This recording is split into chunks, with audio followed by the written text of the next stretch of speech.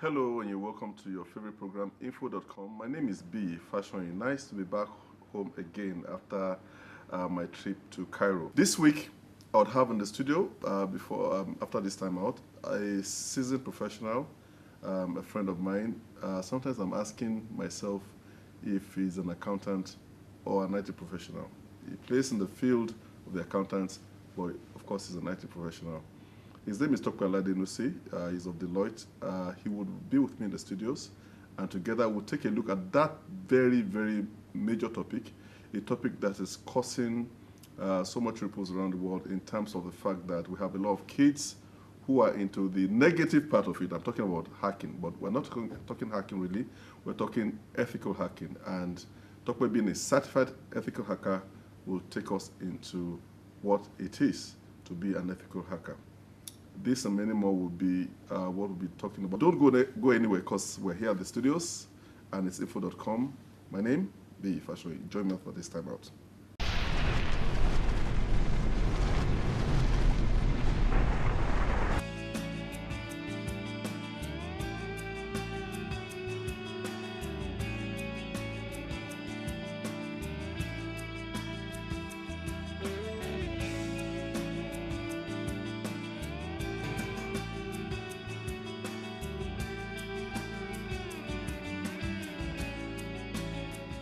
Hello, you're welcome to the studios of Lagos Television. This is info.com, and I have my guest in the house. It's Tokwe Aladenusi. He's a partner with Deloitte. Tokwe, you're welcome. Thank you very much. Like I said, sometimes when we hear Deloitte, we know it's the big accounting. But here you are. I mean, you are into IT, and you fit in. Is it that there's a convergence between IT and accounts, or accounting? Well, IT is meant to solve problems, and sometimes those problems could be accounting problems. However, Deloitte is not an accounting firm. It's a professional services firm, and it's into consulting, corporate finance, tax, and accounting, and it's currently the largest firm, in the world right now. Are you kidding me? Of professional services. Okay. Yeah, but because historically they started with accounting, some people still see there's that image of okay. Yeah. All right. Now this week we're looking at ethical hacking, but before we look at the ethical part, what is hacking? Your simple definition. What exactly is hacking? Simple definition, I would say hacking is getting access into computers or computer networks, through unauthorized means. So, like for instance, you have your phone, your iPad, your laptop, or maybe your network in your company. If anybody tries to get into those systems without authorization, then it can be termed as hacking. Okay. So the one that has the authorization is the one that's called ethical hacking. Yes, ethical hacking, you get authorization from the owners of the system to attack the system. And usually the intention of doing that is to enable the ethical hacker to identify vulnerabilities in those systems so that you can advise the owners of the system to fix those vulnerabilities so that a real hacker don't exploit those vulnerabilities. So okay, that's where the difference lies. Okay, before we go to ethical hacking, I want to find out, these days we have a lot of kids into hacking, the unethical hacking, Okay. which is, you go into people's websites and then you take their information. Some go into banks and, get monies and stuff. Do you think that there's a way we can harness the positive side for these kids, from very young age, such that they know that they can actually pursue, because you are certified, Yeah. it means that they can actually pursue, a path that will make them, make good money as ethical hackers. Is it possible? Yeah, definitely, very possible. It's just unfortunate that in this part of the world, that level of awareness has not been created, because just like you have the police, and the police needs to sometimes think like a thief so that they can catch a thief. You have the ethical hackers who can think like hackers so as to prevent the hackers. And with that kind of awareness, kids can start dreaming of going into such a profession while they are very young. Apart from that, in our school, in our universities, you rarely see courses on information security, cyber security. These are things that many people just talk about: computer science, computer engineering. I know some schools right now, like maybe Federal University of Technology, MENA, started doing cybersecurity courses, but we rarely have that. And because we don't, it's not an option for kids who are growing up, then they can begin to practice all these skills in different means. So I think if the government can start looking at these areas, even the private sector, we start having courses in schools for people to read. Then even established structures, we start putting things in place to give these young guys the platform to be able to express their potentials and express their creativity. For instance, in Deloitte, we have the largest number of security specialists in the country right now, and ethical hackers. And it's the platform that we are giving young guys to come in and learn security, learn ethical hacking, as a means of securing organizations. And I believe other companies can also do such a thing. Okay, thank you very much. I want to find out from you, day to day, what are the tools that you did? Now, I have to be careful because I know a lot of kids are watching. This program is on DSTV, so all across Africa, they're watching us right now, and I don't want to put a tool in the hand of someone who is criminally minded to say, thank God I learned from them how to hack better. But what are the basic tools that you need to become an ethical hacker? And is it different from the unethical hacker, the hacker? You see, ethical hackers and hackers, they do almost the same thing. It's just that the intention is what is different.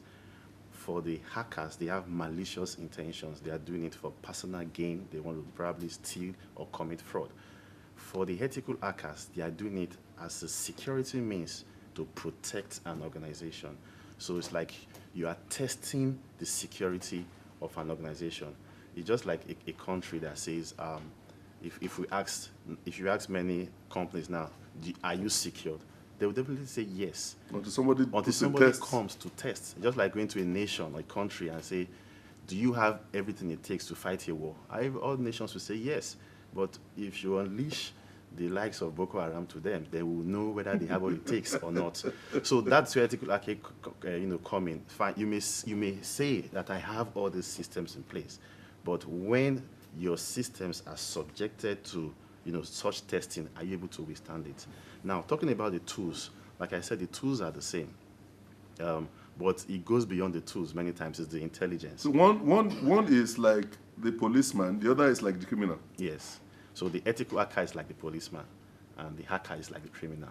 So it's just the same way criminals use guns, and policemen also use guns, But criminals use intelligence because they have to have an idea of what's in the system. The policemen also use intelligence. So it's not about the tools more, it's about the intelligence. There is something we always say in my firm, Deloitte, that a fool with a tool is still a fool. So it's not about going out there to look for tools, it's about the intelligence. If you are interested, there are thousands of tools out there that you can use, because hackers sometimes, develop these tools and they put it online, and it's free, easily accessible. Anybody can access it. But it's about learning the act of, performing that assessment. Somebody did say there's a thin line between hacking and ethical hacking, meaning that yes, Dr. Aladdin is a good man. A bank will call you and say, look, we want you to test the integrity of our system. They are praying that Tokwe is going to be a good man all through. What if somewhere along the line, Tokwe needs this money, it's so serious that you can get it by just hacking into the system? I don't believe there's a thin line. I believe it's a very thick line. And the reason why I believe it's a very thick line is because the intention and orientation of an ethical hacker is quite different from that of just say an ordinary hacker. And why do I say so? The ethical hacker is being brought up with the ethical comes before the hacking. Okay. So you are taught the ethical ways of doing things. You are taught integrity. you would never compromise integrity. And every profession, there are the good ones or the bad ones. Tope, I know that we haven't even scratched the surface, but as usual, my time is always so short.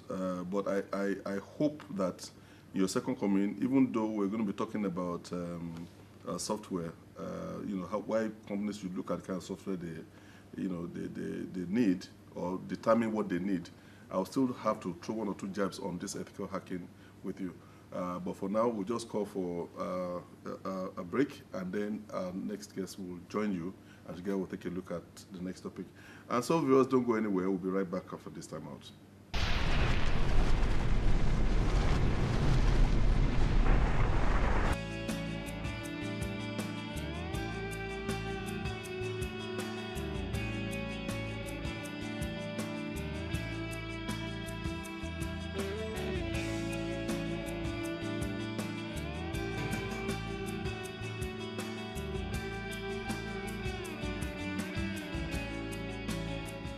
Hello, you're welcome back to the studios of Lagos Television. You're still on to info.com. I did promise Peter Iwegbu of PN Consulting will join us, and of course he said, Peter, you're welcome. Thank you. Ordinarily, I should just say bros or good afternoon, sir, but this is television. And of course, we still have Tope with us. Tope, thank you so very, very much for staying with us. It's my pleasure. It's good that we're talking IT, and this time around, I would want to take a look at the kind of packages that we use in companies. Most companies in Nigeria would hear about a new software that came out and we want to jump at it. Oh, another one has come out, and even without finishing the first one, you go for the next one and the next one. Do you think that companies should have a procedure to determine what they need before they buy this software? Thank you very much, Biyi. I think you just hit the nail on the head. You don't make an investment in buying technology or buying solutions without a proper planning. It's not a case of me too kind of strategy.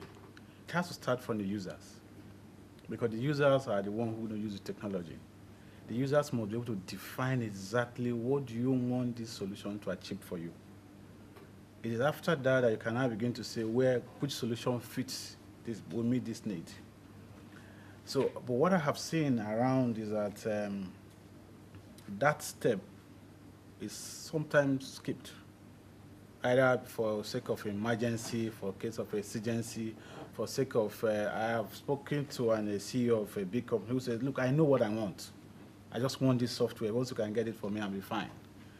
But the question is, fine, what is the definition of being fine? What do you really want?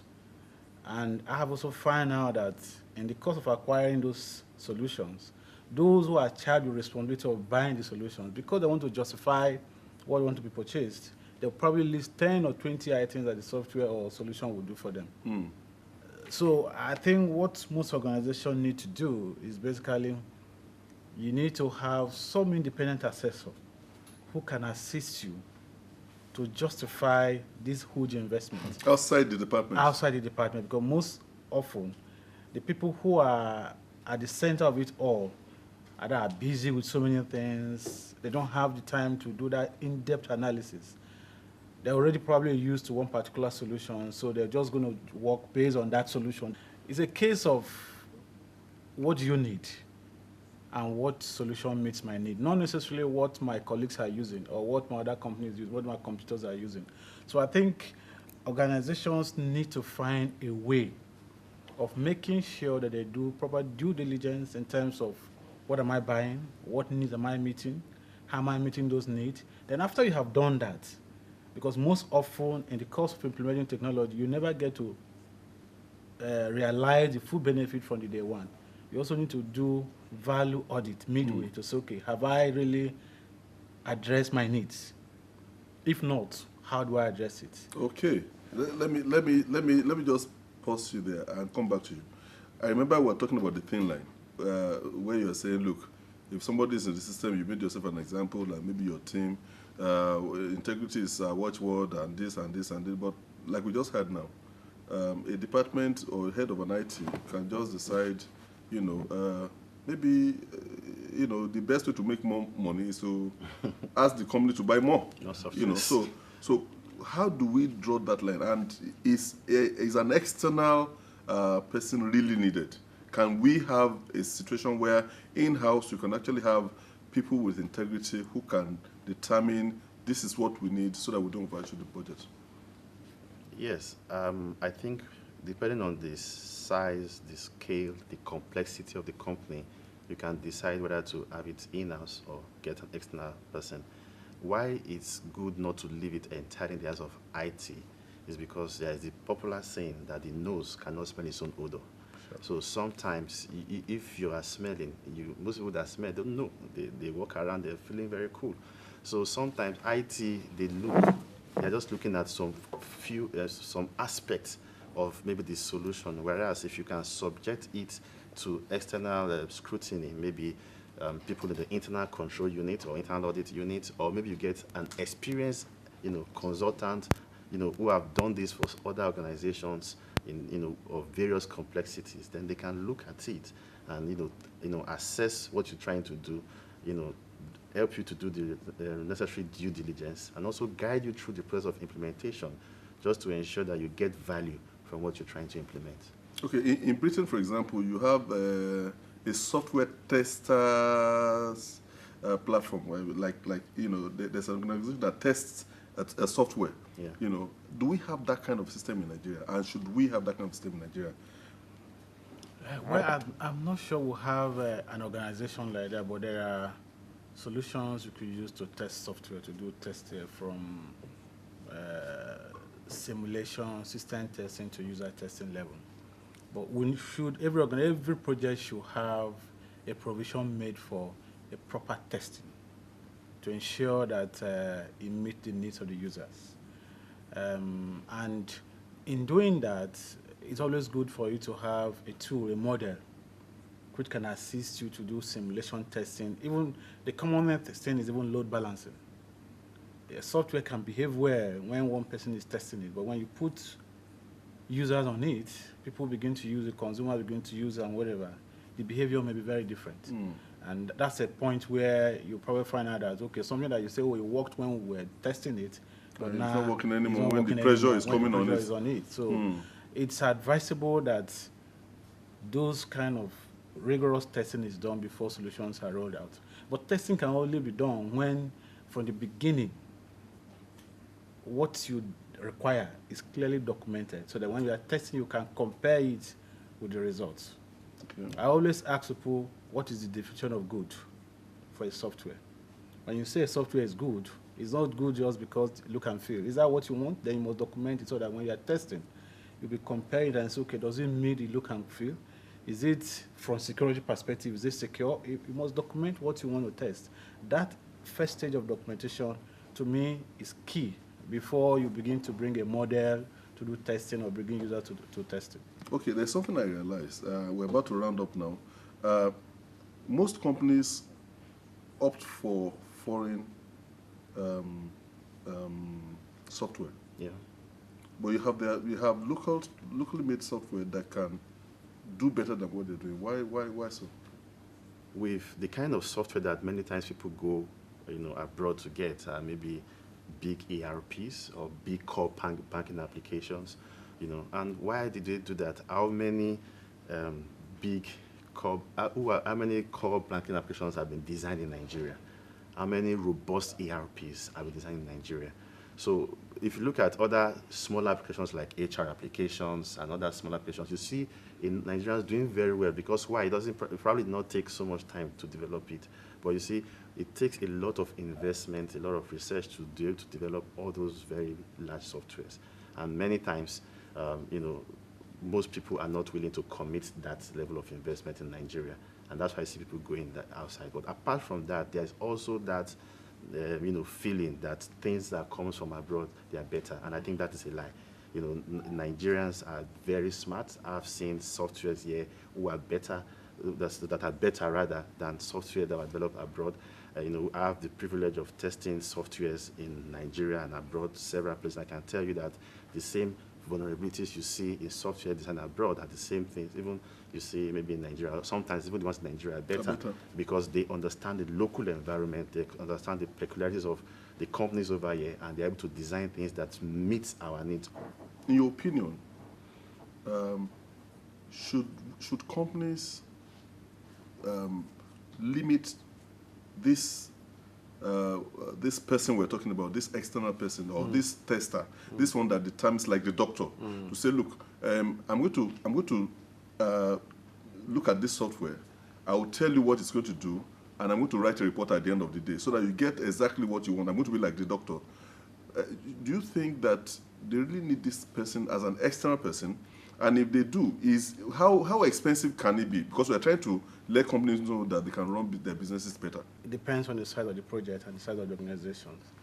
But if my personal opinion is that, like he rightly said, you can't tell the smell of your, how do you put it? Yeah, the elder. Smell your own odor. You can't smell your odor, you know. Sometimes. Sometimes, you know. So it's always advisable that you allow an independent person to tell you exactly how you are going. It's not as if you don't know, but the independent person that has the right experience, the right exposure, because the person has the right exposure and right understanding and is exposed to different things, may be able to advise you better on how to go about your software acquisition and implementation.